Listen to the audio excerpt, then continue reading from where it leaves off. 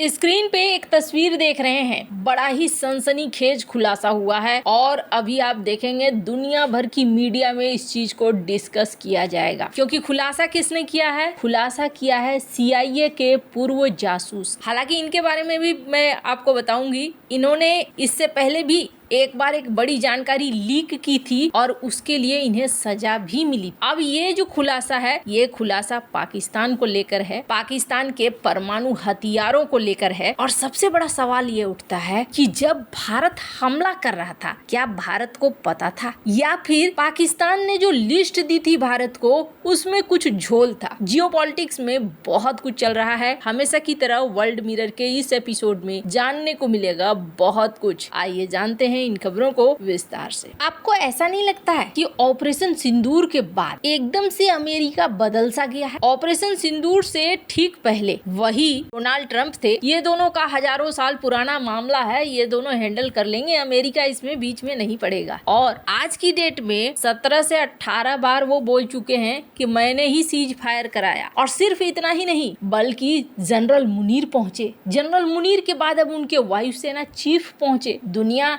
ये समझ रही है कि वायुसेना चीफ यहाँ पहुंचे हैं कि हमें F-16 फाइटर जेट दे दो, हमें डिफेंस सिस्टम दे दो। लेकिन अगर ये मांग रहे हैं F-16 फाइटर जेट और डिफेंस सिस्टम, तो कहीं ऐसा तो नहीं है कि ये अमेरिका को ये समझाने की कोशिश कर रहे हैं कि हम तुम्हारा ही काम कर रहे हैं, इसलिए हमें ये सारी चीजें दो। अब ऐसी बात क्यों हो रही है? ऑपरेशन सिंदूर के समय जब सीज फायर हुआ, और ये सीज फायर एकदम से अचानक से हुआ, अचानक से होने के बाद बहुत तरह के सवाल पैदा होने लगे। आखिरकार क्या हुआ और खास तौर पर कब हुआ? ये हुआ नूर खान बेस पर हमले के बाद। और भारत ने नूर खान बेस पर कैसा हमला मचाया था? ऐसा हमला मचाया था जिसको लेकर उस समय तहलका सा मच गया। और उस समय ये बातें होने लगी कि नूर खान बेस पे बहुत ज्यादा नुकसान हुआ है। इसके अलावे भारत का हमला किराना हिल्स पर भी कथित तौर पर कहा गया। उस समय बड़ा हवा मचा कि भारत ने किराना हिल्स पर भी हमला कर दिया है। हालांकि भारत के जो प्रवक्ता थे सेना के, उन्होंने कंफर्म किया कि नहीं जी, हमने कोई किराना विराना हिल्स पे हमला नहीं किया है। पाकिस्तान के जो मंत्री हैं, उन्होंने इस बात को स्वीकार किया कि भारत ने इनके कई सारे बेस पर हमला किया है और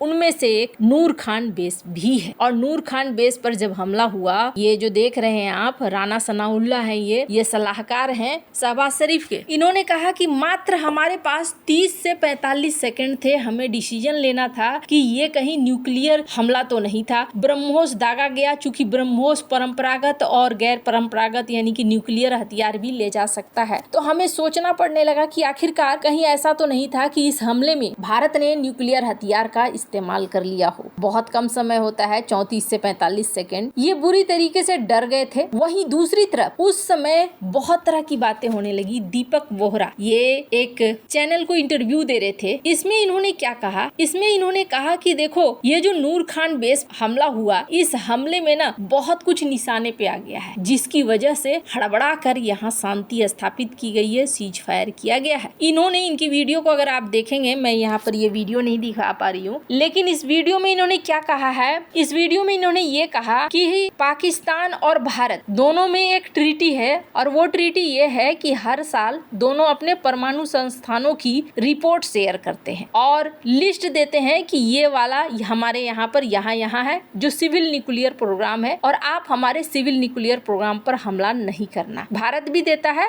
और पाकिस्तान भी देता है। लेकिन वोहरा कहते हैं कि पाकिस्तान ने हमें लिस्ट में ये नहीं बताया कि नूर खान के आसपास कुछ ऐसा है। इन्होंने तो वीडियो में स्पष्ट कहा है कि यहाँ पर वो यूरेनियम इनरिचमेंट का काम करते थे और उसके लिए बिजली की जरूरत थी, तो यहाँ सिविल न्यूक्लियर प्रोग्राम भी चला रखा था पास में ही। और जब ये हमला हुआ तो हमले के समय सुरंग दोनों तरफ से बंद हो गई। अब जो लोग होंगे अंदर में वो मारे गए होंगे। अब 100 लोग होंगे तो 100 लोग मारे गए होंगे। हालांकि देखिए, इन बातों का ना कोई प्रूफ नहीं है, ये इन्होंने बोला। हालांकि एक वीडियो उस समय बड़ी CNN में चर्चा में आया था, स्क्रीन पर आप देख सकते हैं। Does it mean that finally the United States realized that it had to get involved. That something happened, and all of this moved so quickly. So this entire conflict has basically lasted about 4 days. कहा गया कि अचानक America की entry क्यों हुई, तो इन्होंने क्या जवाब दिया? इन्होंने कहा कि वहाँ कुछ था। इन्होंने अपने बयान में ये कहना शुरू कर दिया कि कुछ था, कुछ ऐसा मामला था जो परमाणु युद्ध की तरफ बढ़ जाता, परमाणु समस्या की तरफ बढ़ जाता, इसी वजह से सीज फायर यहाँ किया गया। इससे पहले पाकिस्तान के ही जर्नलिस्ट इम्तियाज गुल, इन्होंने क्या कहा? इम्तियाज गुल एक नामी गिरामी पाकिस्तान के पत्रकार हैं। स्क्रीन पर आप सुनिए कि नूर खान बेस पे जितने भी अमेरिकी तैयारे इब्तिदा में आते जाते थे, अब मालूम नहीं होता था कि उनके पास कार्गो क्या है, उन जहाजों में है क्या। वो पाबंद थे इस बात के कि जो भी चीज वो लेके आएंगे वजारत खारजा को और वजारत दिफा को वो जरूर मुत्तले करेंगे कि इसमें है क्या। लेकिन जनाब वो ये समझ बैठे थे कि शायद नूर खान बेस उन्हीं का हो गया है, मुकम्मल तौर पर उनकी निगरानी में है। और यही वजह थी कि एक मरतबा एक हमारे एयरफोर्स के अफसरान ने कुछ पूछने की कोशिश की वहां पे जो अमेरिकी मरीन थे, जब सामान जहाजों से उतर रहा था तो उनको कुछ शक हुआ। जब शक हुआ तो उन्होंने पूछा कि है क्या, तो उसने कहा कि सॉरी हम आपको ये नहीं बता सकते, तो हमारा अमेरिका का सामान है। तो जब हमारे अफसरान ने थोड़ी सी मुजामत की तो अमेरिकी मुहाफिज ने या मरीन ने पिस्तौल निकाल लिया, सर पे पिस्तौल तान लिया कि आपको इस बात का कोई इख्तियार नहीं है, you are not authorised to ask this question. Noor Khan airbase एक तरीके से इन्होंने बताया कि एक समय था जो अमेरिका के हाथ में ही था। अब क्या वही नूर खान बेस अभी भी अमेरिका के हाथ में है? अब ये क्यों कहा जा रहा है? स्क्रीन पर एक वीडियो है, मैं चाहती हूँ इस वीडियो को सुने। A senior Pakistani military officer told me recently that the Pakistani government has placed command and control of their nuclear arsenal under the command of an American general. And so that's good enough for the Indians. And the Indians have backed off. Good. So the threat that we had in 2002 of nuclear war between the two doesn't exist today.